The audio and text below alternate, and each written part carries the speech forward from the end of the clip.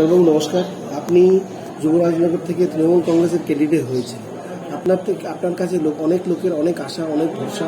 তো আমরা জানতে চাই আগামী দিনে আপনি যুবরাজনগরের জন্য কী করতে পারবেন বা মানুষ কতটুকু আশায় আপনার থেকে তাকিয়ে আছে, তো বলবেন।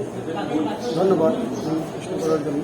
প্রথমে আমি যুবরাজনগর তথা সমস্ত ত্রিপুরাবাসীকে নমস্কার জানাই এবং সর্বভারতীয় তৃণমূল কংগ্রেসের নেত্রী আমাদের সুপ্রিমো মমতা ব্যানার্জি এবং আমাদের নেতা অভিষেক ব্যানার্জিকে ধন্যবাদ জানাই এবং সংশ্লিষ্ট সকলকে আমাকে এই সুযোগ দেওয়ার জন্য।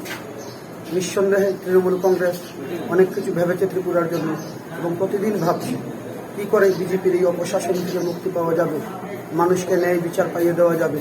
এবং এর আগে দীর্ঘ বামের অপশাসন স্বজন পোষণের পরে যে বিজেপির শাসন এসেছে এবং আছে কংগ্রেসের মতো দল, যারা বারবার ভোট কেটে বামেদের অবৈধ সুবিধা পাইয়ে দেওয়া ছাড়া কিছু রাজনীতি করে।